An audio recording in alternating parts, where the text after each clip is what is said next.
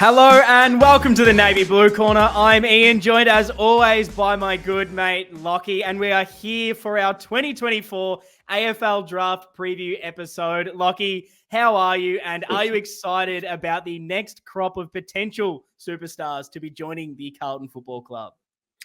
I am bloody excited, mate. And I'm excited for this episode too. I love this one every year because I get to just sit back, let you absolutely cook in your area of expertise. And I always learn a lot. So I'm sure the listeners will too. Yeah, I mean, that's kind of what these draft previews are for me. It's not me trying to come on and be like, oh, I'm this draft expert. I know every single player's ins and outs. I'm going to predict the top 20 picks straight up and know every single gem, every single reach player, that kind of thing. Who's going to be the flop?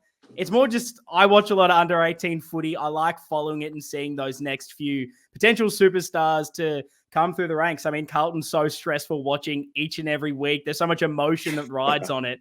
Watching, you know, the national championships and the Coates League, there is no stress. It's just watching guys develop. And I've always found that really interesting. So yeah, I'm not claiming I'm ever some kind of expert, but I'd say I'm decently educated in the players that are there. And this episode's definitely about trying to give a bit of perspective on those that could be available around our picks. And it's also a bit of a conversation starter. So everyone watching this on YouTube, drop your comments throughout the episode on the players that you're interested in. Drop any questions that you have. Happy to answer whatever we can. And if you're listening in audio form, head over to the socials at Navy Blue Corner. We can answer all your questions there. But I think the best place to start, Lachie, is the state of play. Let's see how many list spots we actually have to see how many draft picks we can use in the upcoming national draft. And basically right now with Carlton, we have 7 list spots left.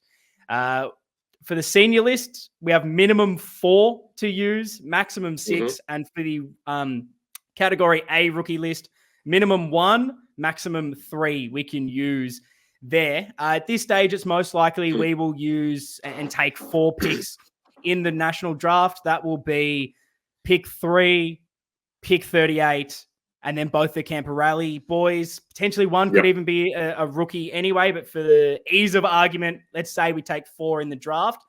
That means that there's still going to be a couple players left after those 4, and that's probably where you'd assume 2 will go to a rookie spot, guys like Sam Durden and Matt Carroll that we've got as train-on players right now, maybe even a delisted player, or someone like Liam McMahon who's been in our VFL, those kind of players to add to it.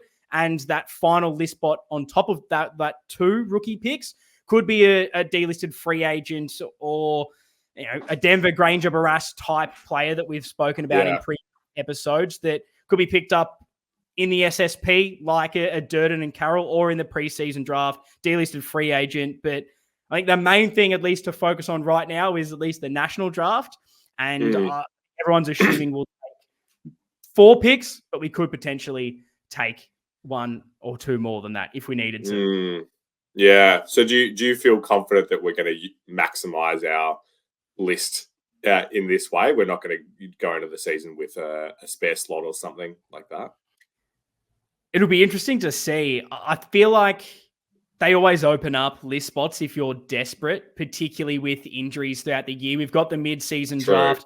Keeping a spot open, I just think is silly because you don't know what injuries can strike. And now you're potentially 2 players down, have to wait for that mid-season point. I think when you look at those last couple of list spots, you don't expect these players to play right away. Last year it was sort of Matt Carroll was probably the last guy we brought in. Now we're doing that thing again of having those train-on players over preseason so you get a better look at a few of them. I'd assume you pick whoever's best training throughout that period and go in with a full list, whether they're rookie picks or on the senior list will be the dilemma, but I can't imagine we'd go in with a spare spot at this stage. How would you attack that? Do you think it's best to leave one open for the flexibility of the mid-season draft if someone does come along as a hot prospect, or do you think, no, just play it safe? No, I'm feeling similar to you. I think when, as you summarize that state of play, it just, I don't know, it just feels like the perfect situation to me of what we're looking at here, where we're going to be able to bring in a super top end player, obviously someone a bit more middle of the ranks. The father-son guys, and then, like you said, most likely retain guys like Durden, those kind of depth guys. Just feels like a perfect little period for us here. No, absolutely. And the picks that we have in this year's draft, we have 6 because we only have 6 maximum senior list spots. So we could only take 6 picks maximum in this draft anyway. They're 3, 38, 63, 68, 69, and 72.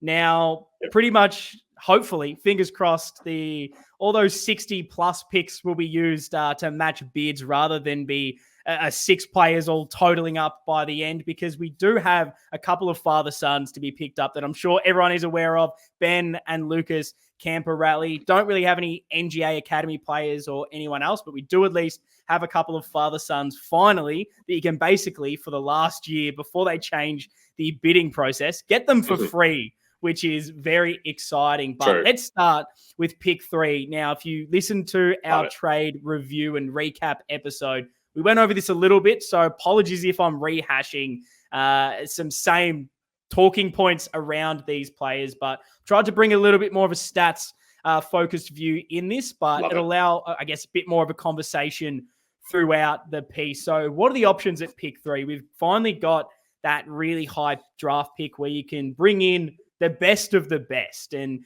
I think firstly, if you're looking at maybe a bit more of a mock draft to see if there will be any bids to push things back, the one player that could be bid on before our pick is Brisbane's father-son, Levi Ashcroft.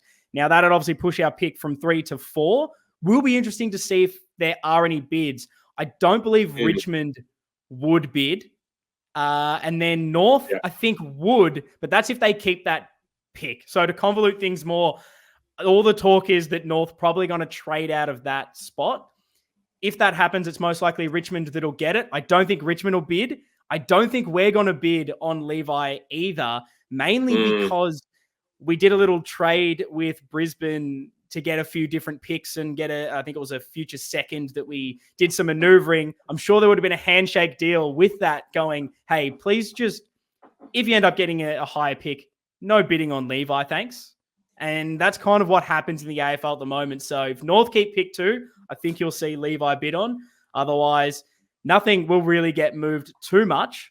And probably our biggest list need is a point of difference midfielder. And Lachie, we're in luck because that's basically everyone that is rated highly to be selected at pick 3. And my probably... I wouldn't say most likely, but my favorite pick, my favorite guy at this spot is Sid Draper, 182 centimeter midfielder. South Adelaide, played for South Australia in the national champs. Began the year with a bit of a stress fracture in his shin, which wasn't a good way to start the season. Took a little bit to get going, rehabbing back from that. But once he came back, he came and was absolutely electric. He is a player that is just pure acceleration, speed, power, bursting away from the contest. Anytime there's congestion, he's the player that will just have that game-breaking ability is the best way I would describe it. And he also has a real strong work rate around stoppages. He isn't the kind of player that he'll burst through once and then you don't see it again. It's just this constant movement from him. And I'd probably call him the most explosive midfielder in this entire draft. I think his ability to change direction and burst away just off one step out of nowhere is just really, really exciting. That speed and power again. And you hear these kind of things, and I think a lot of people will say, oh, front half player, he's that guy that goes forward and kicks goals. It's kind of not that, if I can quantify that right now and make that sort of statement around him. He's a game-breaking burst from stoppage, but he isn't that guy that goes forward and kick goals necessarily. He's a bit of a different player that way. The knocks on him are probably his foot skills, which aren't amazing, but he definitely improved throughout this year from his bottom age year, which I thought was really impressive. You always want to see these guys take that next step in their top age year, and I think he really showed that. So while he's not an amazing 10 out of 10 kick, it's not that he's a bad kick necessarily, but he plays a lot more of that direct He's that guy that'll get the ball and straight line for goals. His running patterns are that. And I'd say his directional kicking is as well. And out of most of the guys in this draft class, probably apart from Levi Ashcroft, I'd say he's the most ready to play round one just because of his size and physicality. Wow. And he's also had a lot of experience, playing against men. He was, as a bottom ager last year, he was South Australia's best player at the national championship. So even as a youngster, he showed that he could play sort of that step above. And he did that again this year against the men in the Sandful. His tackles actually went up as well when he played in the Sandful, which I think is a really interesting thing to look at, where sometimes when you take that step, you're playing against bigger bodies, that your physicality tends to drop down as you adjust. He was almost more physical, trying to show that he could match it with these guys. So I was really happy with that. And looking at probably some of the other prospects when we do go through them, I'd say that just Draper's skill set probably aligns the most with what Carlton's current midfield lacks, which is just speed. He's probably the fastest, most burst-through player that they have in this draft class, particularly through the midfield.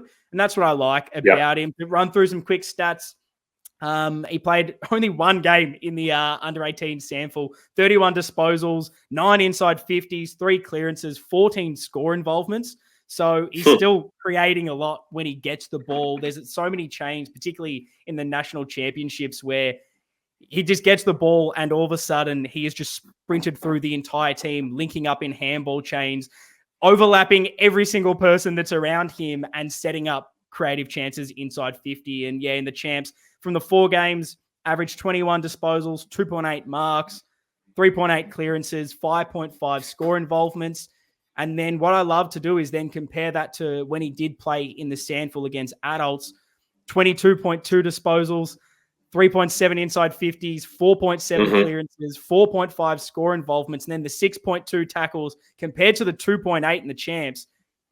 His stats still hold up. Whereas a lot of these guys, sometimes when they take that next step up, you see a lot of their stats across the board drop down, as it should. They're still, 18. They're not that ready-made player. But when I look at Sid Draper and what he brings to the table, I just really think he's that ready-made missing piece for us. Yeah, wow. I mean, it makes a lot of sense. What you describe from a skill set and a player perspective makes so much sense for us. And then if you also say that he is the most ready-made out of this bunch as well, then that, I guess, fits what we're trying to do here.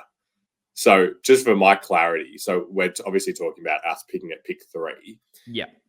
And forgive me if you're going to go into this with the other guys. If we had a higher selection than what we have, would you still have him as your guy out of this bunch, or are you kind of thinking of it as, because from what I've seen, it seems pretty likely that he would be there for us? Yeah, no, great question.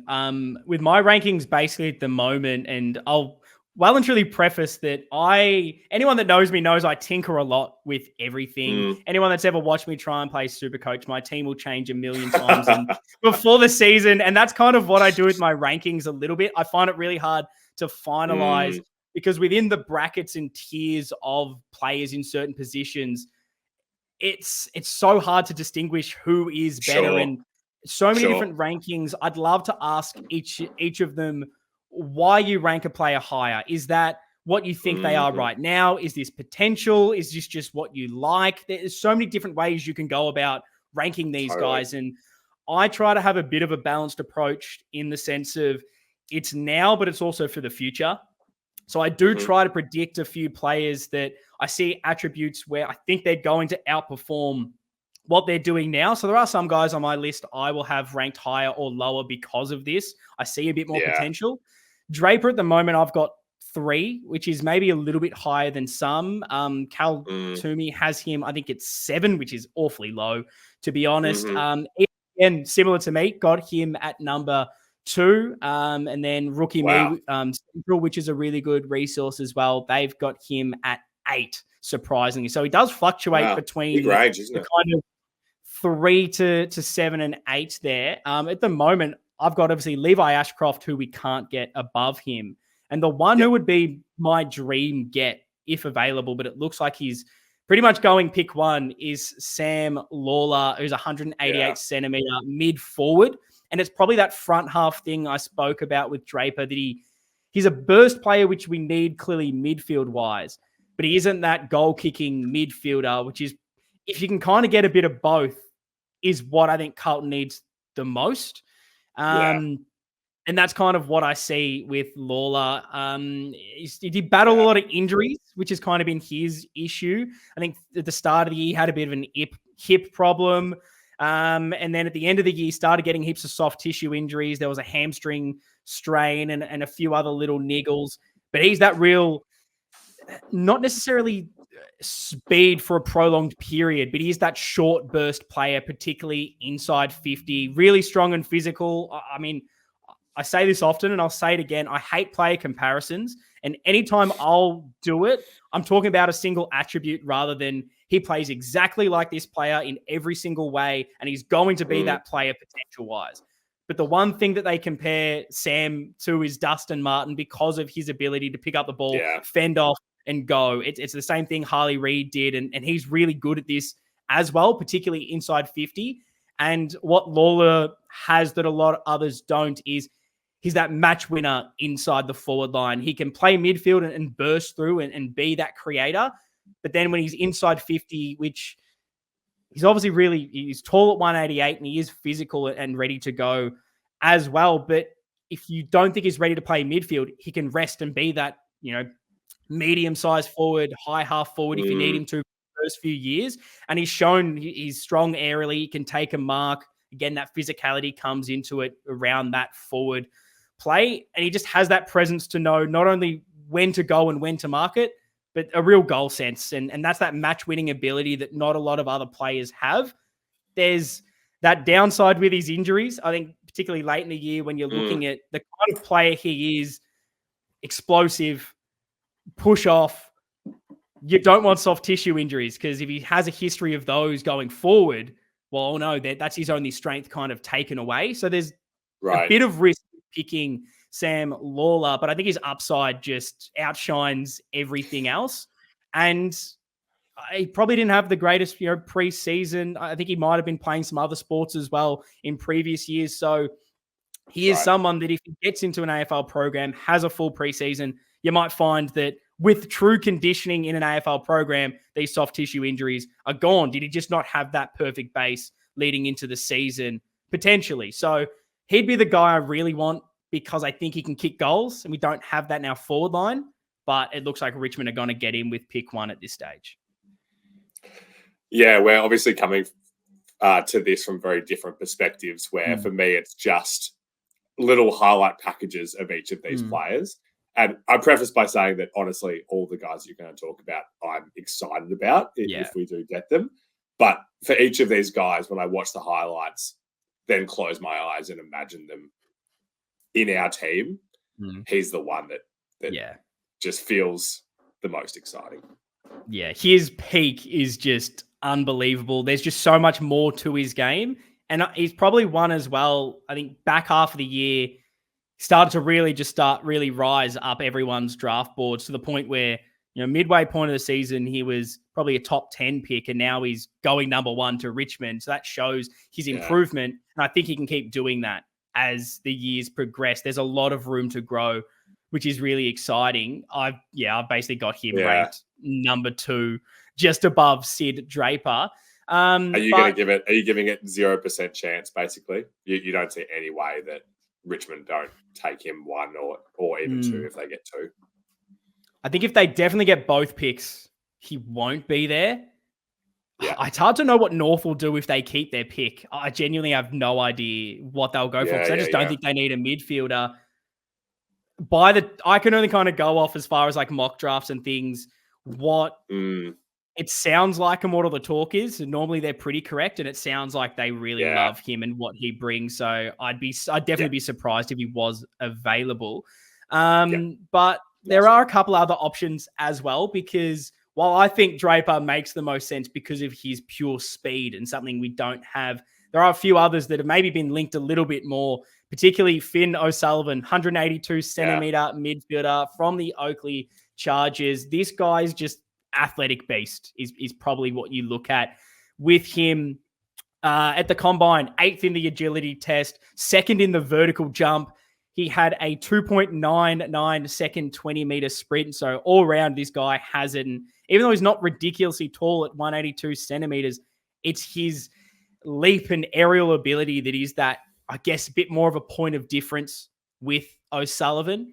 He's a really well-rounded midfielder. He has so many different facets of his game that he's just really great at. And I think headed into this season, he was probably the number 1 ranked midfielder.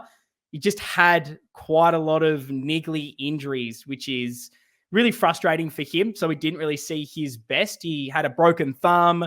He had another finger injury that even throughout the season, he'd go off and have to tape something up on his hands because of these knocks. So it's not the soft tissue injury. So I don't know necessarily if this is something to worry about. The knock on it would be if he's getting these niggly, weird impact injuries, playing not a massive physical brand against, his peers that aren't necessarily big AFL strong men. What's that going to be like once he does progress into the AFL system against bigger bodies? Is he going to be prone to these kind of things, or are they just one-off freak accidents, like he's jarred a finger and all of a sudden he just happened to do it twice in a short period of time? I mean, that's anyone's guess. It's pure speculation on that, but it kind of limited the best that we saw out of him. He wasn't getting consistent runs at it, which is probably why he dropped down the draft boards. He isn't a massive accumulator, which is probably another thing that worries me about him. And I feel like I'm going to be talking so negative on him. So I'm just not certain about him. A lot will say he is the best midfielder in this draft. He's the number 2 midfielder. There's so much to love about him. My issue is I just see all the negatives rather than looking at all the clear positives that are definitely there. But my brain potentially just looks at the downside of him. But his upside, Lachie, he does have that quick breakaway speed. Not as much as I believe Draper has, but it's still that 1-2 step. All of a sudden, he's out of the contest and gets the hands away. Doesn't accumulate, but he's that impact per disposal. Every time he gets it, he makes something happen from it. And with his height, with his leap, that aerial ability, he is someone that can go forward. So if he maybe isn't 100% round 1 to line up in that midfield, play full-time midfield minutes, he showed at a VFL level against men that he can play that half-forward role and start to ease into the competition as well. Just to look at some of his stats, even though they were a little bit limited, 4 games in the Coates League, 17.3 average disposals, 4 marks, 5.3 inside 50s, 1.3 goals, 5.8 score involvement. So every time he gets it, he does create or kick goals himself. In the prelim, which is really exciting, he had 20 disposals, 8 marks, 2 goals. So he still showed at stages this year that his best is, again, match winning when he gets the ball in hand. He's so smart when he does play.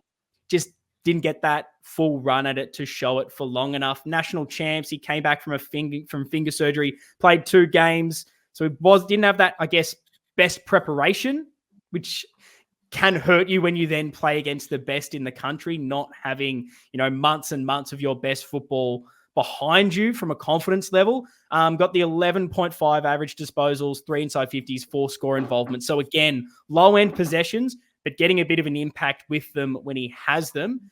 Played 1 game in the VFL, kicked 2 goals from 12 disposals. So there is still a lot to like from him. And honestly, again, his bottom age year was amazing. And I think if he didn't have the injuries, we would probably be talking about him as the number 1 rated player. So maybe he is someone that you're getting a buy low, if you can say that, for a pick 3, a guy that could go pick 2 because of his injuries this year.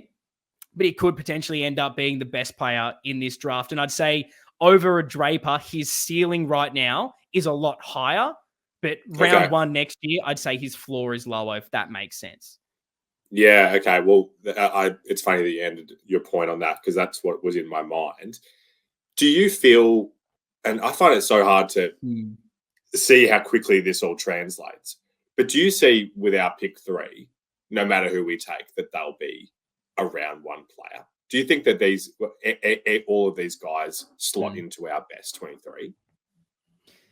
I think they do. I think there's a gap for us, probably with Kennedy's spot going, that there's clearly room for someone. When you look at our best midfield, it's clear all throughout this year and probably the last few years, there's been a missing piece in that midfield, at least pinch hitting throughout there. All of these guys, I think, can, particularly because a guy like Finn, if he's maybe not ready to be 100%, he can play forward. And I can see a role there. Sid's got the body that he can play midfield. Lawler's got the body he can play midfield and forward. Jagga Smith is probably another one that I can go into more detail with as well. He's really, I guess, slim with his frame, but he just finds the football, and it doesn't matter about his size. He plays bigger than he is. He loves the contest. He loves the scrapping about with it. He loves the contact. So he's, again, someone that I can see stepping in and being able to play. And I think going back to a Carlton perspective, the best thing about us right now is we can protect these guys. Like you alluded to on earlier shows throughout this offseason, we've got a team now that they don't have to be the focal point of our midfield. Even when Sam Walsh came in, it was the expectations high. We need him to be our best midfielder or number 2 behind Cripps. Right now, if they're behind Hewitt and Chera, that's not the worst thing in the world. These guys can have the time to develop, and having a bit more structure around them is only going to aid their development. I think the worry that everyone gets into these things is a lot of people go into that negative mindset of, it's all cool to have a top 3 pick, but we've had them before and they didn't work out. Or Paddy Dow was a high draft pick. It didn't happen. I think you just got to look contextually at the end of the day, everything's a gamble in the draft. You never know what could happen. Injuries could happen. There could be something about this player that you're never going to know until you're with them training every single day, that you go, this guy mentally just doesn't have that competitive streak, or he doesn't do 100% of the rehab, all the fitness. You can do as much testing as you want. You'll never know until they're in the system. But I'd say right now is the best possible situation for these guys to go to an AFL club. Going to Richmond, going to these teams that are building, it's hard. We know that. That's why Dow and those guys, sometimes it doesn't happen for them. But I think you mentioned guys like Ashcroft, Dacos, and a few others that went into top 8 or thereabouts teams that pretty much all of them have flourished. And I think that's what you're going to see here. It's a pretty even draft up the top. It's going to be really hard between the top sort of 5 or 6 in knowing which one to take. But right now, off what we've seen for the past 2 years, if I'm going off that, they're all really good players. And I don't think you can make a move. It might just be, from my perspective, what do I think suits us better rather than going necessarily the best talent right now? Love it. I think that framing is super important, and that nuance can be missed, because if you're thinking about ready-madeness, what I'm hearing is this isn't like if we pick this guy, he'll make an impact straight away, but this guy, we probably wouldn't see him until later in the season, for example. These are all, you feel like these are all guys that would be able to slot in. So, that evens out the playing field, I guess, when thinking about these guys, which is good. Yeah, 100%. And then Jagga Smith, 182 centimeters. He was midway point of the year, was the number 1 prospect. He's probably slid down draft boards a little bit. Like, he's slid down mine, to be honest, which is maybe really unfair. He's now down to 5th, but honestly, a couple of months ago, he was probably number 1. I guess why I've slid him down is, and again, this is harsh, but he's such a well-rounded player where everything he does is good, which you should rate him highly because of that. And he's Mr. Consistent. He performs every single game, does what you expect. He has, 8, 10 out of 10s every single game, but he doesn't necessarily have that one big point of difference that I see as properly match winning, if that makes sense right now. Lawler can go forward and kick goals. Draper has that burst. O'Sullivan has a bit of explosiveness and that height to mark the football. A guy like Jagga Smith is just pure accumulation, work rate, footy IQ. He's that creative extractor. It's not the greatest comparison. Again, I'm not saying he's this player, but it reminds me a little bit like Sam Walsh-esque, where he'll run all day, win the ball, get the ball out, but is he that point of difference midfielder, and how many of those extractors do you need in the team? When I'm looking at Carlton in particular, that probably skews my rankings anyway, higher up the board, because we've got Walsh, we've got Chera that play similar roles to him. Cripps is a go win the football player. Hewitt's a go win the football player. It's kind of what Jagga Smith's best thing is, getting the ball, being in the right area. But I mean, he's incredibly clean, picking up the ball in tight, close contests when the pressure's there. He always gets the hands out and creates space from there. I think his question mark is just, does he have that impact with his possessions? He'll get 30, 40 touches, but does that win you football games? I think it helps if you don't have that. And I think he's probably the most nailed on, apart from Levi, to be a superstar because of all these attributes. But again, going back to Carlton's needs, is he exactly what we need right now? And looking at probably the mock drafts, there's a good chance he is available at our pick, which is surprising. Thinking, even a few weeks ago, you wouldn't have had that. It looks like it's Lalor pick 1. Whatever happens with North's pick or Richmond's pick, if they get it at pick 2, it's probably going to be Jagga Smith or Finn O'Sullivan. I don't see it being Draper. It'll be really interesting who's available to see what we do off the back of this. I don't know. I don't know what Nick Austin's thinking with it. Jagga Smith clearly that ranked higher from what he's done, but I just don't think he's a need at the end of the day. His stats from 12 games in the Coates Talent League averaged 33.8 disposals, 4.7 marks, 7.9 clearances, 6.8 score involvements, but he tends to be that sort of starting the chain rather than the delivering inside 50 kind of player, score involvements wise, that I think the others are that kind of kick inside 50. And then even in the national champs, averaging 29 disposals, VFL games for Richmond, 27 disposals. So even though he is slight with his frame, he shows he can play the same role wherever, and he's going to be an absolute gun footballer. I just think needs base. We've got Chera and Walsh. Like he might improve on those in a couple of years' time, but is that truly what we need right now? Is this worth trading up 12 and 14 to get a guy who's a slight improvement on what you have? Hence the kind of Dan Houston argument we were having in the trade period, where he's a similar player to a Nick Newman, clearly better, but plays a similar way. That's why I like a Draper, O'Sullivan, Lalor, because they're at least different to what we have in the midfield, which is, again, harsh on Jagga. He's a gun. It's annoying because I wrote my next question down and then you've said that I don't think you want to answer it. But I want to hear from you what you actually think Nick Austin would be thinking in that scenario, where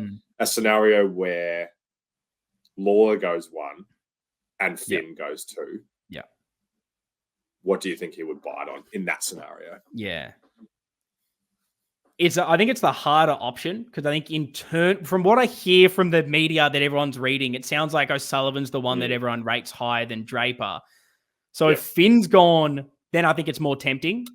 If Finn's available, I'd say that makes it a lot easier. Yeah. I would hope he would go Draper needs-wise. I think this is really, and I was speaking to Pommy about this, and he was sort of sharing the same sentiment in this, and I want to almost quote him on this is kind of that one time where I think you don't necessarily go best available, you go for what you need. And I think Draper's that player over Jagga. And look, we can look back in 10 years' time and Jagga probably will be the better midfielder all round.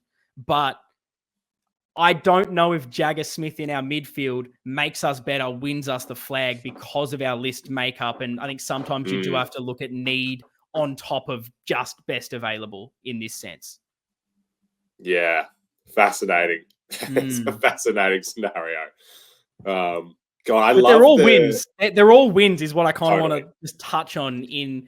I can knock some of these players and say the negatives why I want others, but at the end of the day, these guys have all proven that they are elite young talent.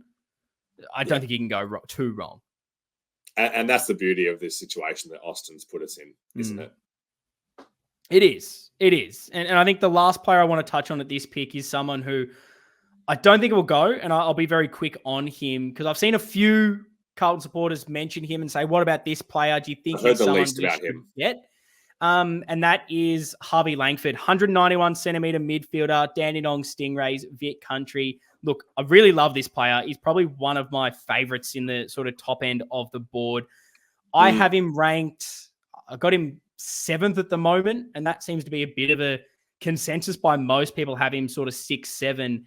Really, except Kaltumi has him at number 3, which is surprising. Yeah. He obviously gets a lot more intel from clubs and what they think, rather than everyone else is kind of just judging the talent. Whereas Cal's tend to be what he thinks teams higher on the board are selecting. And look, I understand why they see him over a lot of others. It's because of his point of difference. It's that height, big body midfielder, wins the ball from the contest, but he's got a beautiful left kick. If we're talking sort of best kicks out of all of these guys, I'd almost rate Harvey above all of them. He can just hit it on a dime. His issue and why I worry if we were to select him is he isn't blessed with speed. He's quite slow. Even his testing wasn't super fast. It feels like he's the type of footballer he is, and the way he plays with his height, physicality is more that, and again, I hate the comparison, but it's more that Bontempelli style, the Cripps style, but probably better foot skills in a sense. But again, do we need another really tall marking midfielder that isn't blessed with speed? So I get why people would rate him high, because you love a big, tall midfielder that can mark, go forward, he can kick goals, he can impact, and he's got the skills, which sometimes these bigger body players don't have. But when I'm looking again, Carlton's needs here, we don't need another slow midfielder. I don't care what else you have. If you're slow, you're just I'm putting an X through your name right now. For sure. Cal had him 2nd 6 weeks ago. So that's such an interesting range. Yeah. For him. He's a really good footballer. I think a lot of people are rating him lower just because of that speed. And the toughest thing about trying to rank these players and predict what they're going to become, and it's something I'm trying to learn as I continue to watch the draft, is take a note of where I'm predicting players to go, where I'm ranking them, and why I had them there. Then looking back in a few years, seeing who's progressed, and are there any traits that don't translate? Are the slower players the ones that don't get it done? Is it the ones that don't accumulate and find the footy but do all the fancy things? Are they ones that are the busts because they simply aren't winning football when they're meant to be the best? Like, I'm trying to find these different facets. I don't have anything definitive just yet, but the biggest knock on this guy, why he isn't, I guess, top 5 in most people's viewing, is purely speed, pretty much at this stage. I like the episode idea of us having a look back at previous draft episodes and seeing how wrong you got it. Oh, exactly. I'm keeping all of my Google spreadsheets to look back on just to keep myself in check and hopefully learn, and I get better and better as we go. But that's kind of pick 3. They are the players that are linked. They're the ones that will be available. Let us know in the comments here on YouTube. Who are you aiming towards? Who would you pick if you were Nick Austin? And if you've got any questions, anyone else you maybe want to throw out there, let us know. But I am very excited about the player that we could potentially bring in. I think Nick Austin's going to finally cook with a top-end draft pick. He hasn't had many of those in recent years. Can you, before we move on, I want you to give us a clippable sentence. Who do you think Carlton are going to take at pick 3? Who do you think is going to be there, and who do you think we're going to get? Oh, I don't know if I can say anything that's going to be an amazing clip for you, Lachie. I feel like I'm on a fence sit, so maybe you're going to have to weasel it out of me. Oh, my God. It feels like Finn O'Sullivan is the guy that we want, but he's the most likely to be gone. I want Sid Draper. He's probably the guy I watched more closely as his bottom age year compared to all these other players. And the only other player that got me this excited from his bottom age year and top age year, I know completely different position, but it was Nick the Wizard Watson, from what they were doing and seeing their strengths and being like, just put this guy in a team and he's going to explode, because you can do everything else around him. Just give him the speed and he'll change games for you. I just think he's the perfect fix and the perfect thing for our midfield that doesn't have breakaway speed, doesn't have someone that can come in straight away and be that little cherry on top. And that's what I see Sid Draper. So fingers crossed he's the guy we get. I like it. Make it happen, Nick. Absolutely. So this is maybe a bit spicier, a lot harder to predict. So sorry if I end up listing every single player that is in the draft pool at this selection. But our next pick is pick 38. Now, we'll get into it when we talk about the Camporeale Twins, but there is a chance we don't get to use this pick, Lachie, because Ben is probably, his draft range is anywhere from 30 to honestly 50. He could go anywhere. Wow. And I'll go into why that is once we talk about him. Okay. At this stage, it's sounding like we'll get to use pick 38, that no one will actually bid on him before that, because the AFL's weird. I don't know why, because if in the 30s there's a bid, Carlton match it. So isn't it smarter to not allow Carlton to get a player that you want and get a guy for free? Right. But weirdly, every single year, father-sons, academy players, they're bid on 10 picks after they probably should have gone. Happens every single year. Yeah. In that sense, hopefully we can use pick 38. Now, I've got a question for you before I go into the potential prospects. And I want everyone else to answer this as well in the comments or over on the socials at Navy Blue Corner. Two things. Pick 38. Are you targeting simply best available talent? Or do you think we need to go more needs-based? What does our list miss? And what holes can we sort of sort out there? And then on top of that, what are our list needs? What are the kind of positions that if you get that midfielder pick 3, you were saying, I don't know who's maybe available at this pick 38, but this is the kind of player that I would be wanting us to go after. Yeah, I think it's probably easier for me to answer the second question first, which for me, off the back of our list analysis episodes that we did, I think the key defender is at the top for me. Yeah. And then from there, I'm not as stressed about type and position. So then to go back to the first question, it's, and maybe a question for you about how even the talent is when you're looking at this range of a draft. Like, is there a situation where at pick 38, maybe the key defender guy is there, but someone that at the list management team have so much higher slides through, and then maybe you forego it there. So if that's the case, then I'm open to the best player available kind of thing. But it also would feel a bit strange to me if we took a midfielder here and then we came away with 4 mids. Yeah, no, I think I agree with that point. And it's interesting. They throw around the word super draft, and I hate that terminology because it's basically trying to make it sound as if that means every single player in this draft is going to be the greatest player ever. They're all superstars. Yeah. That's not what people are talking about when they say this is a deep and strong draft. And I know it feels like every second year, this is the best draft we've ever had.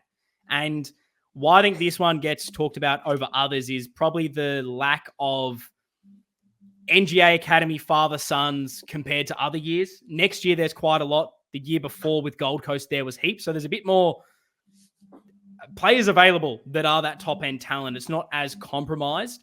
And then there's kind of bands of players, probably similar to the Ollie Hollands, Lachie Cowan draft that I was quite high on a few years ago, where honestly separating, those next bands of players that kind of 10 to almost 20, really, really tight in as far as what they've all shown and the kind of players that they are. They rank really similarly. And then past that, you sort of 20 to 30, even maybe 35. It's hard to distinguish exactly the better players between them because they've all kind of performed at a really high level at the same. So I think it's more of a depth draft where you've got a higher probability of a later pick before that kind of pick 40 being a player that stays on your list and is at least a role player for a few years, where I think I'd love to look back at most drafts, and maybe we can do this in another episode if people are interested, and see the percentage of certain draft picks. And is it the top 20? Are they the only ones that stay on lists? Is every pick after pick 20 basically useless because your possibility and probability of hitting on being a 100-game player so low that you may as well just trade all your picks and dive into the top 20. That's the kind of thing I'm interested in. This draft, Yeah, me too. I'd say there's a higher chance of those sort of top 40 because it's hard to rank and differentiate them through injury and few other areas. There's a chance that a few guys maybe have them ranked at the moment and pick 35, but we redo this draft in 5 years and he's top 10. I think that's the kind of thing you could look at with this kind of thing. Gotcha. Okay. So does that mean that a draft like this, you would be more inclined to skew towards list needs and type of player than you would? Yeah. Just best. I think that's probably where I would look at it, particularly with key defensive need. Yeah. Most of those players, apart from probably the top 2 sort of intercept defenders, are kind of all ranked 20 to 40. So there's a bunch of them in this tier, some better than others, but I think there's going to be enough of them that should be available, at least at our pick, that even if, maybe a small forward or a sort of hybrid player falls that I rank higher, that have to be really, really high on my list before I'm selecting them over our need. Because not only do I think it's a bit of a waste considering our need for a key defender and a young key defender particularly.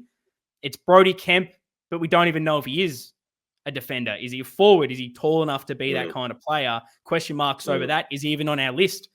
Does he go to St Kilda at the end of next year? We don't know. There's question marks. So list-wise, it would shock me if we go anything other than key defender here. So I'll rattle through a few guys and let me know your thoughts on them all. Starting at Noah Mraz. Absolute ripper name, 198 centimeters. It is a great name, isn't it? Draft range, I've got this guy at the moment. He's probably as high as 28, going to 35-ish. I don't think this guy will be available, but if he does, he's the one out of this crop I would be getting pretty much over the others from the Dandenong Stingrays. He was honestly really highly rated heading into the year, but he missed pretty much the whole season with a navicular fracture in his foot. That is an injury that I think Matty Cottrell had a few years ago, was in the moon boot over pre-season. Unfortunately, he copped that and did not get a lot of football this year. But talking about the kind of player he is, obviously 198 centimeters, incredibly tall, and that allows him to be that lockdown defender, but also be the intercept. And looking at Carlton's list needs, we've kind of got a lot of smaller key defenders, Gov, Haynes, Kemp. They all skew smaller. So I like the idea of being able to bring in someone that can kind of get the best of both worlds with that.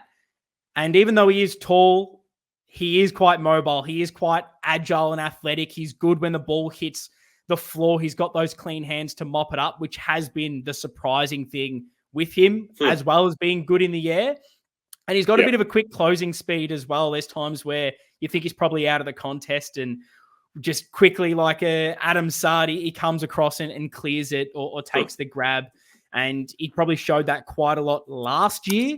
Obviously, didn't play a lot of football this year to get that, which was quite impressive as well, knowing that at his bottom age year when he was playing against some of the best key forwards a year older than him, he was holding his own and you were earmarking him as potentially that kind of top 15 player. And that's why I'm really excited on him, because a navicular fracture in his foot should not hold him back for his whole career, probably a one-off kind of injury. Yeah. So once that's kind of subsided and he gets that form into him, gets a few years in an AFL system, if he was rated this highly going into the year, he's probably going to seek out that potential over someone else that was rated in that 30s, going to stay in the 30s, if that makes sense. This season, he managed only the 2 games for Dandenong.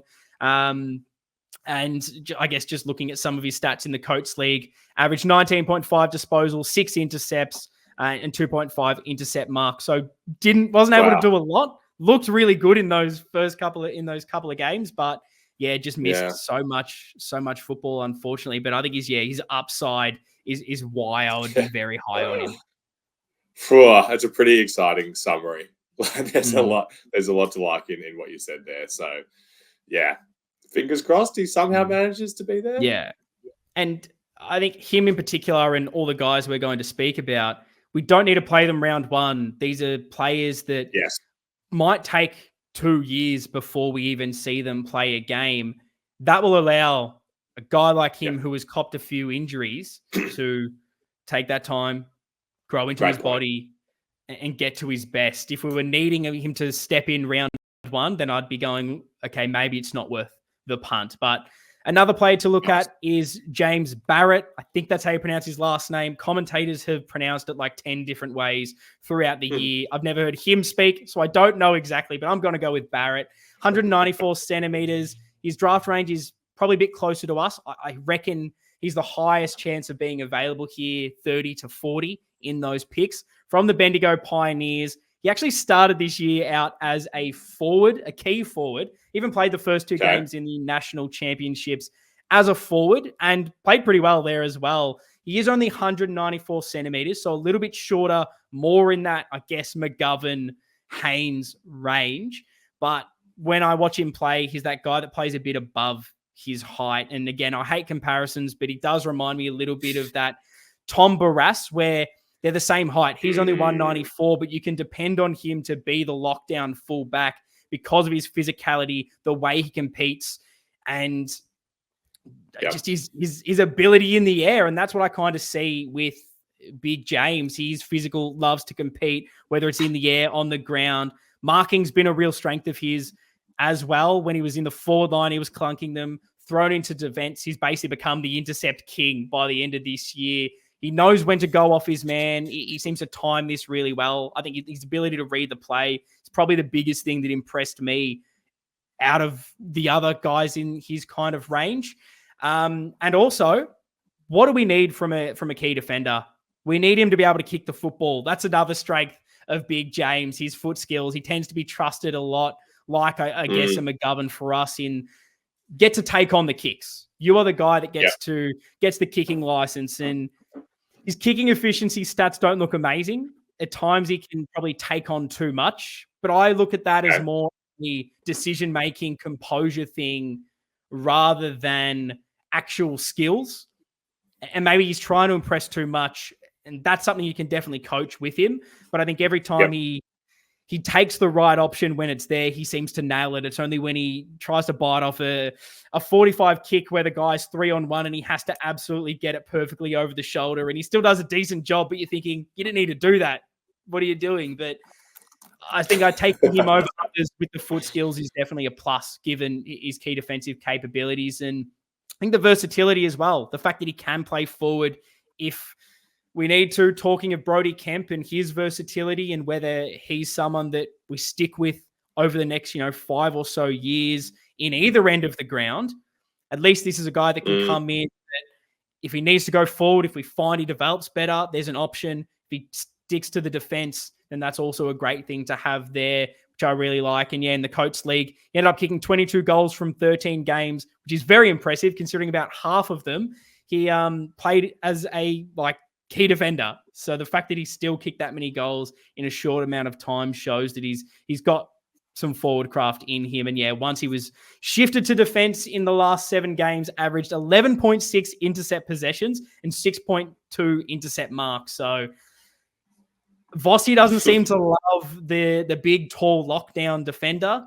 At least this guy is probably more the best of both worlds, where I think he can lock down better than Gov and Kemp, but he's also still got that intercept ability and ability to take the game on. So that's why I am really high on him, and I think he's probably the most realistic guy in this draft range for us. Yeah, fantastic. Yeah, these aren't guys that I've watched any highlights or anything off, but yeah, I mean, it sounds exciting. It sounds like there's things to like about these guys from you, which is what I want to hear. Yeah. And then the last man that I will mention in kind of the key defensive ranks around this, I guess, draft range is Harry O'Farrell, 196 centimeter key defender from the Calder Cannons. I've got him in that sort of 30 to 40 range. He could go a little bit earlier because he's probably more that interceptor, but I think he'll probably still be available around our pick or maybe go like 1 or 2 before us. Now, before I go any further into talking about Harry, you may want to select him just from this fact alone. This man is the son of a Carlton legend, a Carlton great. And that is his dad is Peter O'Farrell. He's the man who successfully got Patrick Cripp's suspension overturned in the 2022 season that allowed Cripper to win the Brownlow. His dad was the lawyer. Yes, that's insane. Genuine. Yes, I'm not making that. I'm not just making that up because it's the same name. I would not go with that. Same guy. How wild. Do we get it just for that? No more. Just for that. Say no more. It's the greatest. Amazing. It's the greatest sort of stat of all time, if you can even call it a stat. Wow. Yes, but talking about him as an actual player, apart from the sentimental parts of it, is That's does have the Camporeales, mate. That's exactly. Forget them. Let's get this guy in. Is there any rule that means? Sorry, your dad kind of won us a Brownlow by being a lawyer. Is there any rule? Lawyer's son. Bids. Yeah, lawyer's son rule where we're bidding. Thank you. Yeah, look, he's 196 centimeters, so he does have the height, I guess, to be a lockdown. But he plays more as an interceptor, and he is. I don't know if he'll develop more into his body and have a bigger size and be more of a lockdown. But right now, I see him as again, it's going to sound harsh with the wording, but that less accountable, off the shoulder, I'm just going to be that loose man in defense and intercept. And he's really good at that. I was super high on Harry going into this year. I think I ranked him in my first draft rankings like 15 or something crazy. I was really, really high on him. Had a few injury issues throughout this season, which again, like a few guys I've spoken about, just didn't get that consistency to show enough. And probably a few have gone past him because of that. He is super athletic, massive aerial ability, reads the play incredibly well, as you expect with that more intercept role. Mm-hmm. My issue is that he'd probably be the least AFL ready out of all of these key defenders. Not that that's something we necessarily need, probably just because of his size. But I think beyond that, give him a few years and he should be absolutely fine to step in, which is good because we're not needing them to play round 1 next year. But yes, those are the key defenders that I think should hopefully be available, at least one of them in that range. What do you make of those three? Yeah, no, I think we're very aligned. I would be also surprised if we didn't come away with someone to fill this spot. So fingers crossed it's one of these three that you like. Yeah, I think so. If you're looking at how many teams need a key defender, there's still a few that'll go before them. You've got, let me look at my list here. You've got Alex Taru, who's the one that North Melbourne will most likely try to trade out to try and get him, whether he'll still be available. Luke Traynor, he would have been my number one choice if we still had pick 12 and 14. He would have been the guy at that range. He'll be gone. Sure. And then you've also got Matt Whitlock, who is one of the twins. He's the one that plays more defense but can also go forward. So there are a few other options there as far as the key defenders before the Mrazes start to get taken off the board. So I think there's at least enough of the teams ahead of us that need them that we should hopefully snag at least a few of them by the end of our pick at 38. I like it. I like it a lot. Yeah. But let's take a look at a few other positions in case maybe they're all gone off the board, or maybe Nick Austin goes, we don't need a key defender. We've got a guy like maybe Granger Barras or an Ethan Phillips. We'll keep Sam Durden. That'll be enough for this year. I see some other talent out there. And one position I want to look at is mainly because we were linked with a Dan Houston type, is halfback. And in this range, it's probably only one guy I'd even entertain to look at. But I'm going to say right now, I don't want us to select him because I don't think it's a massive need. And I still think there's a lot better talents out there in this draft range, but I'll touch on him. It's Lachie Jaques. Yes, apparently that's how you pronounce his last name, spelled Jaques, Jaques. Okay. Who would have imagined? 184 centimeters. Could go before, could go after. His draft range is all over the place, like 35 to 45. Right now, for me, Geelong Falcons boy, real versatile rebound defender. And why I've listed him here is because of his height, he can be a bit of an intercept player. He can lock down and defend. but his main strength is that attacking flair, usage by foot. And that's exactly what I think Dan Houston was. So I wanted to highlight that these kind of guys that, and obviously I'm not saying, Lachie Jaques will be Dan Houston, will be a 2-time All-Australian, best halfback in the league, but rather than giving up that first round pick, I think you could pick up a guy like Lachie Jaques, use him for 5, 6, 10 years, and he can be your running, kicking distributor off halfback for a much cheaper value. This is the kind of guy I was talking about throughout the trade period, saying I'd rather spend a draft pick on a guy like this than a first and a second rounder minimum to bring over a Dan Houston type. He's someone that wins a lot of the football, averaged 22.6 disposals in the Coates Talent League, 16.3 in the national champs, really smart with his positioning, knows always where to be. And that's something I wanted to highlight in. I like halfbacks that win a lot of the football at under 18s. I think if you transition to the AFL and you're not that ball winning player, I don't know how well you're going to go at that next level, but he's shown he can do that. Shown he can mark and intercept, can lock down, and kind of do a whole bunch of different roles. So yeah, if we were going to try and fill that role, that kicking half back, Lachie Jaques would be the value in this position for me. Yeah, okay. I like it. It would, be a very interesting, I guess, off-season and build up to the season in a back line like this, because there's already such a squeeze on this position. So I'd be doubtful that we'd see someone like this next year. Yeah, which doesn't have to be the case. Obviously, we're not just thinking for the now, but yeah, no.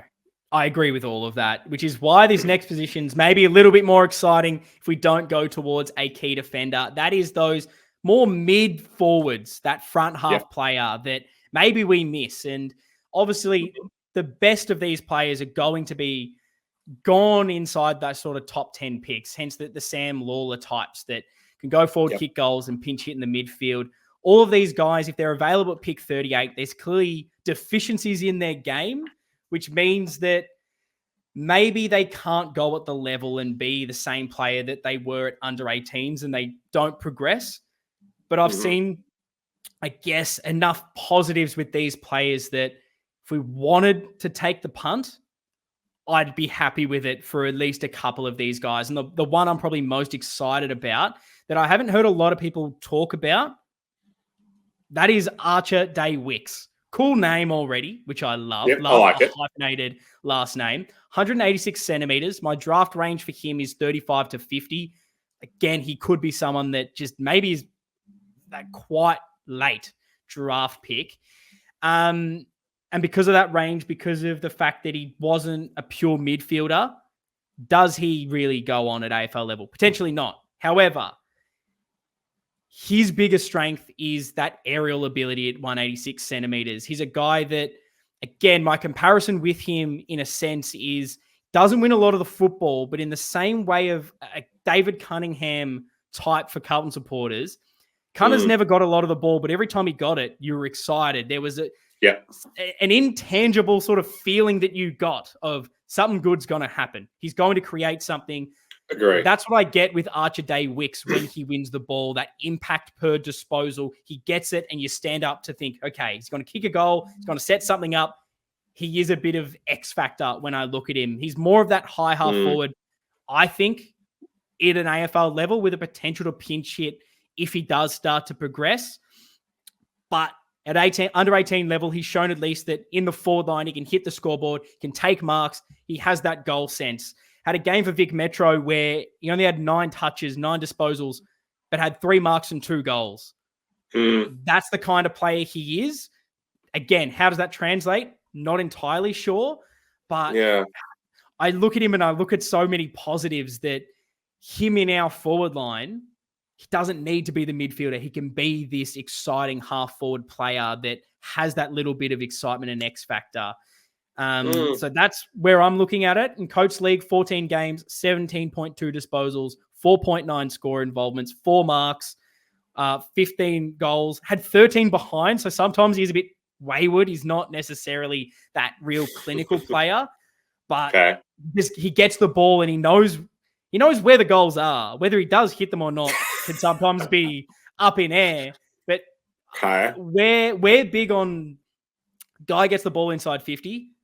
Why do they always look for the pass? When they're in a spot to take it, go for it. He's that guy that he gets it in the right area. He will go for it, which I think is a positive anyway. National champs, 3 games, 10.3 disposals, 4.3 score involvements, and 4 goals in 3 games. So, yeah, I think he's got enough upside that I am excited to see where he lands because his strengths translate really well to AFL and being a match winner.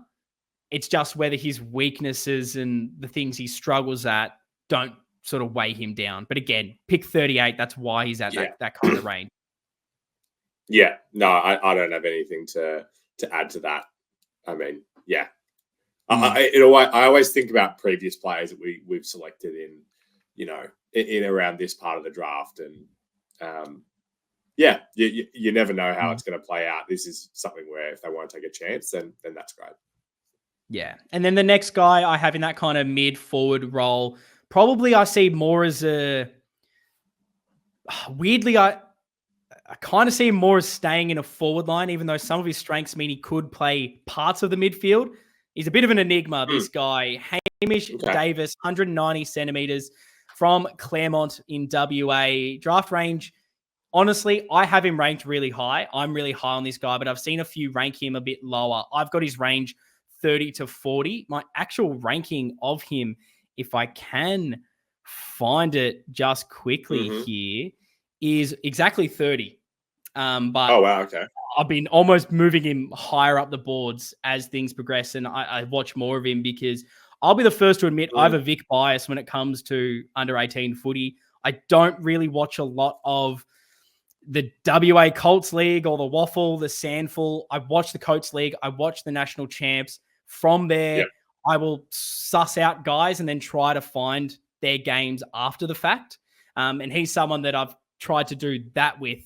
So I don't know him again as well as some of the other players that are Victorian based, but he's a really versatile prospect that you could say he maybe hasn't nailed down an exact position, which is a negative, but I see it as a positive because anywhere he plays, he does seem to do enough. And WA haven't had a really strong draft class this year, but he's probably the 2nd or 3rd ranked for me out of all the WA prospects. Known for his endurance. He's a massive endurance runner, runs all day. So at 190 centimeters, that's really exciting. Could he be that tall winger? Maybe there could be an ability to throw him in the back line and develop there because of that running capacity. But at the moment, he's more that front half forward, medium-sized forward that can pinch hit around the midfield. And it's because of his height, because of his marking ability, compared to some of the other players probably around his positioning. I know he's that mid-size, which hurts him, but his running and leading patterns are so smart. He always finds space. He always knows exactly where to be, creates an option. I see him as that flair half forward at AFL level, particularly for us. And every time I see anyone try to do like a player comparison, they seem to put Will Hayward as the comparison. And that's probably showing how he plays inside 50 rather than his ability to run. But we were after Will Hayward. He didn't come to us. Is this where you could see that sort of taller marking forward that maybe has a few other elements to his game as well, potentially? But yeah, I just think his running inside 50 is really exciting. The fact that he's got that in endurance as well. He could play a multitude of roles for us if we needed to. And yeah, in the Waffle Colts, 9 games, 22.7 disposals, 5.2 marks, 8.1 score involvements, average 1.6 goals. National champs, 4 games, 14.5 disposals, 4 marks, 2.8 inside 50, 6 score involvements, 1.8 goals. So pretty similar sort of outputs there. Maybe drops a little bit in the disposals at the national champs, which I think isn't helped by the fact that WA aren't a very good team. But at least what he did with those touches seemed to still be around there. So an interesting prospect, but one that excites me for his ability to clinically hit the scoreboard. He takes a mark inside 50 and you go, yeah, he's going to nail this, maybe compared to Day-Wicks, who's a little bit more erratic in front of goal. Right. I'll add him to our list of players to check on in a few years to see when he doesn't get drafted. If you're on the money. Exactly. Oh, it'll happen. And yeah, the last one to look at in this kind of range is maybe a small forward, because we've lost Matty Owies. I think everyone who supports Carlton says we need a small forward, but I think we'd all agree we don't need another young small forward. So maybe this is pointless in going through it. So I'll try to be quick with this. But for anyone saying we need another small forward at pick 38, is probably the pick of the bunch that is just a small forward. And that's Jasper Alger, 183 centimeter. I think this is a reach, to be honest. I've ranked him like 45 to 55, which is why I'm less keen on him as well. From the Oakley Chargers, I think his Matty Owies is my big sort of gripe with him, in the sense that Matty Owies still copping strays. I'm not trying to be harsh to Matt Owies. It was more, we knocked Matt Owies in the sense that he's more a marking small forward and not that crumbing, explosive inside 50 player. It's kind of what I think Jasper Alger is as well. Always on the lead, loves to get his goals from marks or that sort of opportune moment, rather than the crummer that has that tackle pressure and creates from that. Yeah. Which is why I kind of worry we've just got rid of Owies potentially because of those issues, and then we'd be bringing in someone that's more that small, medium marking forward. I think that's also why he's probably ranked lower than others, that he's not that super creative guy. But if you want someone who can mark the ball inside 50, is always in the right spot to win the football and has goal sense, I'm not sure you can teach goal sense. And that's something I love with Jasper. Coach Talent League from 6 games, 8 goals in 6 games. He had 4.8 score involvements, 3.5 marks. In the national champs, from 4 games, he kicked 5 goals, had averaged 5 score involvements, had averaged 3.3 marks. So he's, again, not a high possession getter, but he always found the football and kicked goals when he did it. That's the good part about him. But again, I just don't think we need a small forward, and I worry I'd prefer a crumbing impact, creative goal out of nowhere that we think a Motlop is, rather than another marking small, if that makes sense. Yeah, this would be the position that I'd be least excited about us taking in this draft, based on everything you said. Yeah, so after running through those players, is key defender still probably what you'd be backing and going in first priority? 100%. I think, like you described, or those 3 that you put up there, all have seem to have different strengths and attributes of who they are. But for where we're at, it feels really healthy from a list perspective for us to bring in some guy that we can develop as a key defender.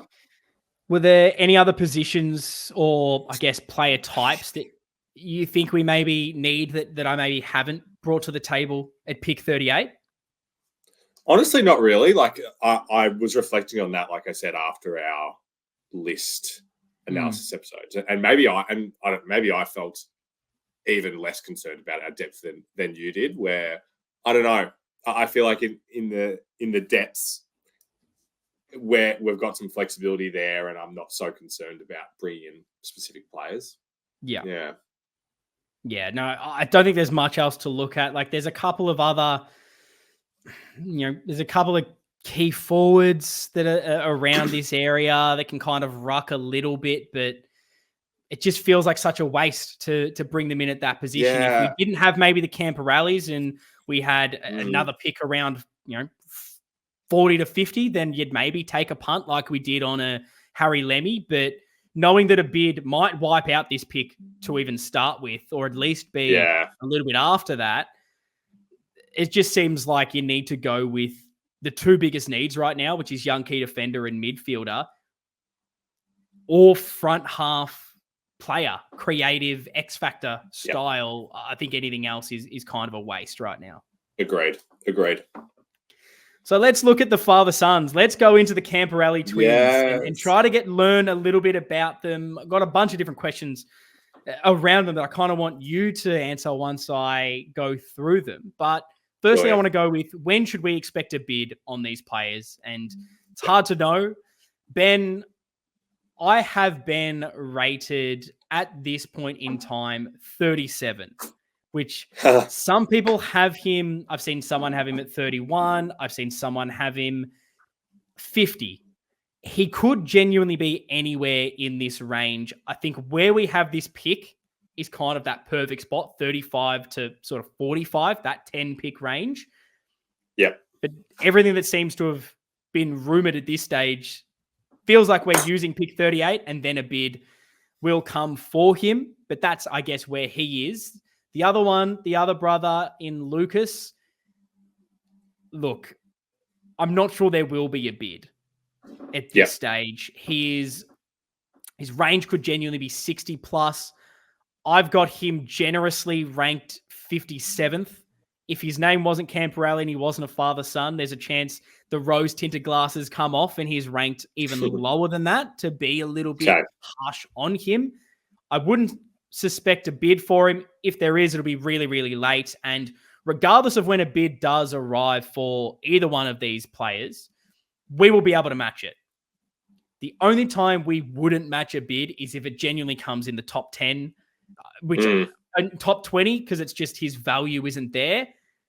But we wouldn't do that because it's just not worth it. He's not rated that highly. So why would you do it? You'd let another team stuff up a pick and use yours instead for something else. So we will be able to get the Camporeale Twins. Do not stress about that. We've got the points. It'll all get sorted.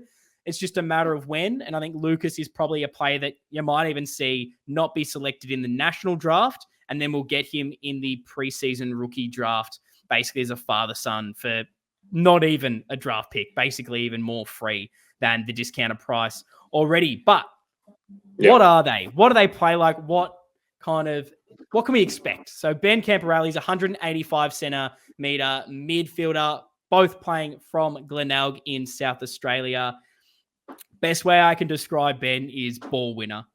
Wherever the ball is, he's going to be around it, and he tends to win a hell of a lot of it. Looking at his stats, Sandford under 18s in 6 games, averaged 31.7 disposals, 6.7 clearances, 5.2 marks. He is quite tall as well and can mark around the ground. 6 inside 50, 6.5 score involvements, 4 tackles. Pretty all-round inside midfielder-like stats. Now, probably doesn't have as many tricks as a lot of the other midfielders above him, which is why he's ranked so low. Add on the father-son, and a lot of clubs don't need to put a lot of work into him because look, he's not going to get selected by us. We're not going to be able to get him. He's not in the top 15 prospects. So why research it? It's just a waste of our time. That can potentially help us. Maybe he is better than we all expect because of the perception out there. Now, I like it. In big games, he tends to show up and perform, which is something that you definitely really like. He's won, MVP for South Australia, and he's been, one of the better players in small spurts when he has been out there. He's a real extractor by hand in tight. He's really clean getting that ball out there, winning it in the contest. Look, he's not the best kick of all time, which is maybe a worry because he's also not quick as a midfielder. Do we need another inside midfielder that doesn't have good skills, that isn't blessed with pace? Potentially not. However, we've just moved on, a guy like Carroll, a guy like Kennedy. Yeah. Getting someone for pretty much free for picks in the 60s. I don't think it's the worst thing to do here. It kind of makes sense as to, if you look at the next 5-10 years projecting, why you've moved on a guy like Kennedy to open up a space for someone like Ben Camporeale to move into that spot as the tall inside midfielder. He does have a really elite work rate, covers the ground incredibly well, which is why he's always around the contest, always knows where to be. I think his football IQ and positioning, running patterns are really good. Again, it's probably just that lack of pace, lack of skills that is why he's ranked so low. Last season, it was more a halfback flanker. So he has the ability to be a bit more of an outside player as well. Really, really skinny. Both of them are. So to play round 1 next year, you'd probably have them nowhere near the team. You need them to put on size and progress. The exciting thing, I think, for Ben, if I'm trying to look at all the positives, is that Played halfback last year. This year, moved into inside mid and just found the football, continued to play really good football when he needed to. Forget all the downsides of him. He wins the football. And that's where I'm sort of positive on him, because how many guys, regardless of all their attributes, can average around 30 disposals regardless? And he's got that. I think you can work on the skills. You can work on the rest, particularly when you're getting a guy for free. Yeah, I love it. I can't shake the tinted glasses. I love that this is going to be happening. I think with so much of what we spoke about with, midfielders that we've brought in previous years, it feels great that for him, there would be no expectation that you need to play next year, go and be the man in the twos midfield and just develop. And then, like you spoke about with our current midfield with Cripps and Hewitt, like they're not going to be there forever. So we can't just be like, just because we don't have those, just because we don't have someone like this to slot in right now, there's going to come a time where we are going to need them. So let's develop them. And look, if he wasn't a father-son, would we maybe select him at this draft range? Say we had pick 38. We probably aren't selecting Ben Camporeale list need-wise.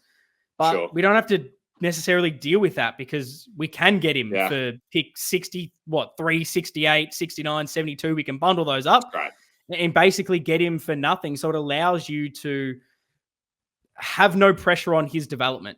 He doesn't have to start right away. He'll most likely start in the VFL as a halfback anyway before he progresses, just because he is so slight. But again, you can chuck him in there and see how he goes at the level.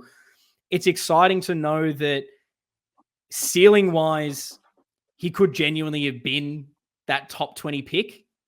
He's got some key focal points to his game, and we're basically getting him for pick 60-something.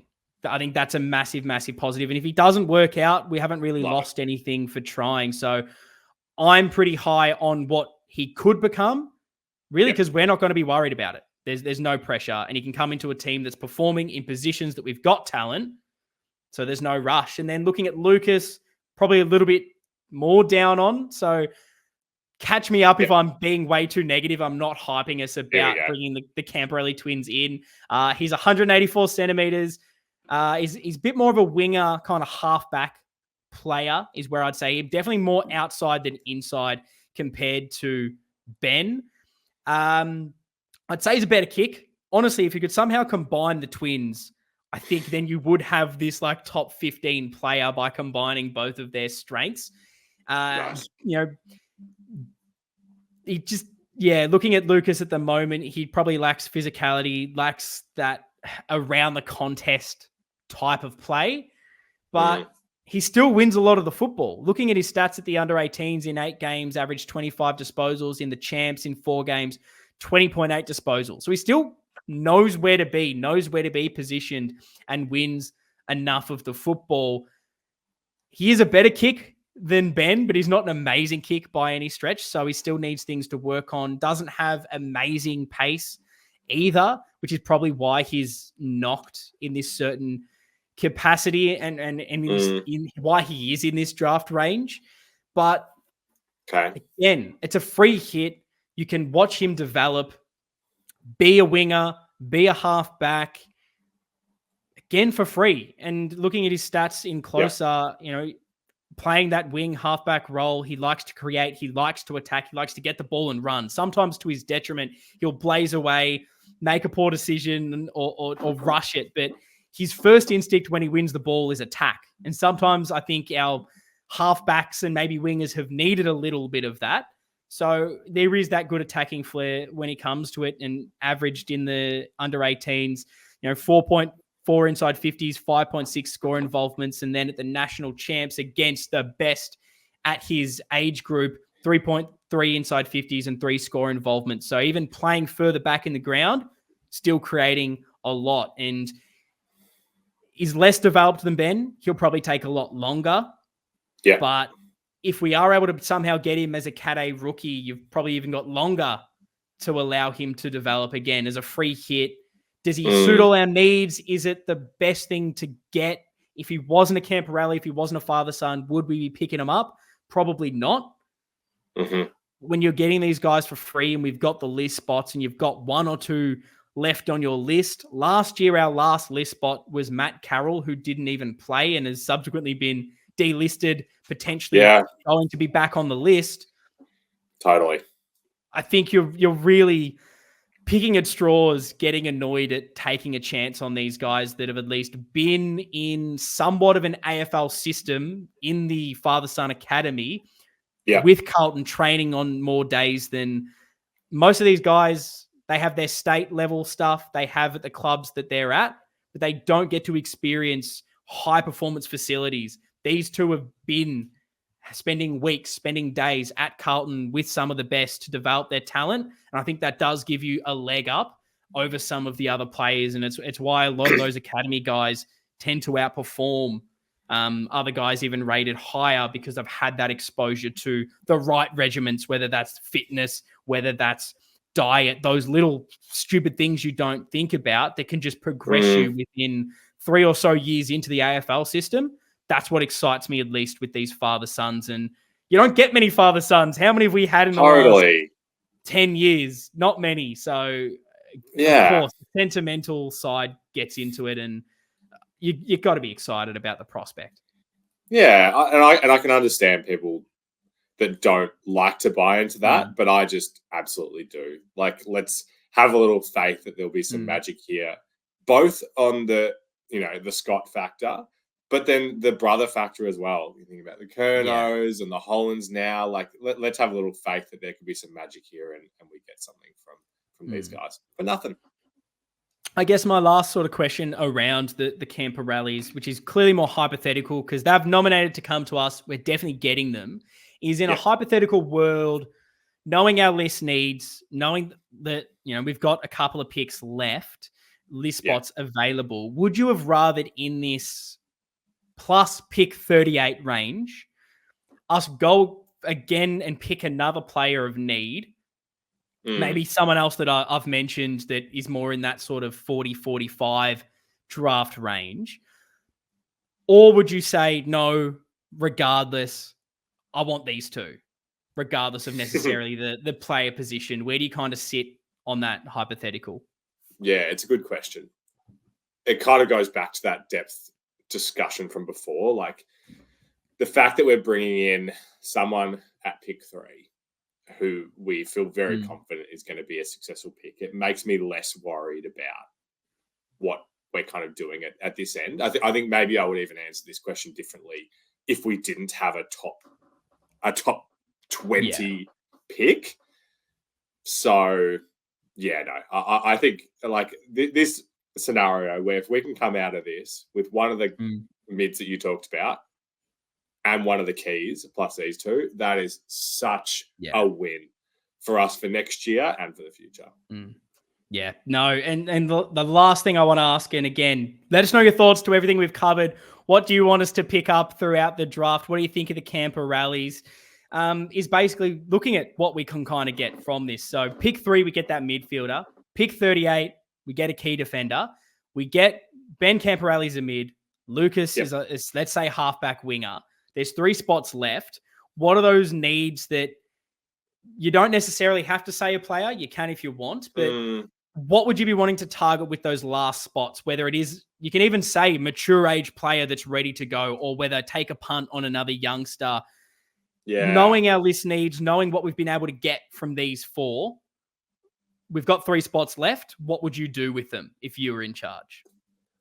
I don't have a full answer for all of them. The thing that jumps out to me is that Granger Barrat is the one that has kind of just been really front of mind for me over this period. Yeah. But it would seem strange to me to bring in him and have Durden stay as well.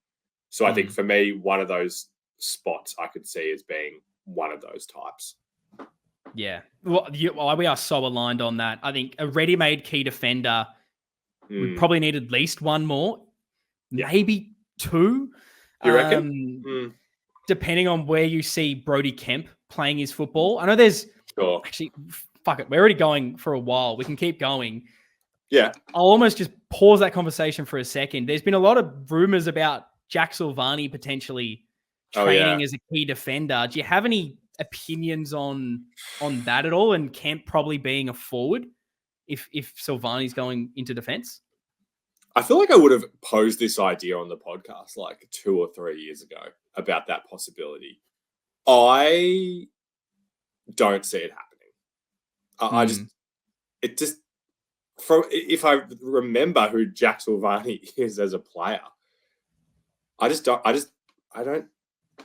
see it working. Yeah. Because Sam McClure on the Tradies podcast, who he is a Carlton supporter, he is someone in the industry that hears things. I know, look, people hate him more than most. I actually quite like Sam McClure. I think I'm his like only fan in the whole AFL fan community. But he's mentioned that he's heard that he might potentially be training in defense. Daniel Goran just said the same. Again, these are two somewhat well-connected people around Carlton. So it feels like there's something to it. Yeah. I just don't think he is a defender. I think he's body-wise, he'd be another interceptor. Feels like that's what we have an abundance of. So what's the point? Him over Brody Kemp, I don't see him being more physical and better at it. I see him being way more interceptor than Brody Kemp. I think he's a worse field kick than Brody Kemp. And I don't know. We've spoken about it at length at stages this year. We almost need what Jack Silvani is in the forward line to pinch hit in the ruck.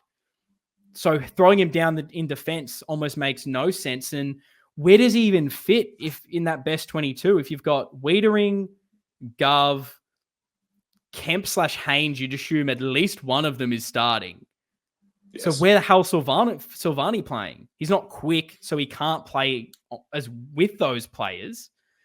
Yeah. It doesn't make sense to me. It feels like we definitely need him in the forward line unless they only see him as depth, which I don't know. It seems very bizarre. And if that's the case, if he is a defender, I still think we need another ready-made player because I don't think that's what he is. And it's probably where I see Granger, Barras, or Durden being at least one of them to take that role. If Kemp and Silvani are forward, then maybe we do need two to come in.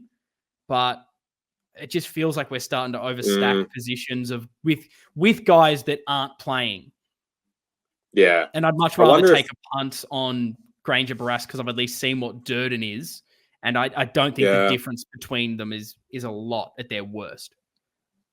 I think it's the last year of his contract. Correct me if I'm wrong. I wonder if there's a try something element to that. But I'm with you. Like, it doesn't, like, are we in this scenario saying that it's a Curnow, Mackay, Kemp as your three forwards? And then it just. Yeah. I'm still not sure we need a third tall forward. And that's why I like Silvani. And even though you could say that Kemp's more mobile than Silvani, which I agree with, I think he's more mobile around the ground. I still don't see Silvani as like a tall forward. I see him scrapping on the ground more than I do see a Brody Kemp. So personally, I think Silvani suits our forward line more, particularly with the rucking capabilities.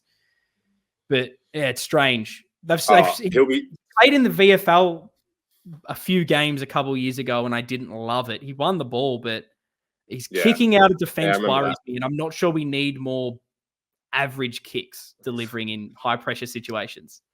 He'll be high on the players to watch this year because you forget about him. And I mean, I also see very different ends of the spectrum where some people are like, remember how good he was before he got injured?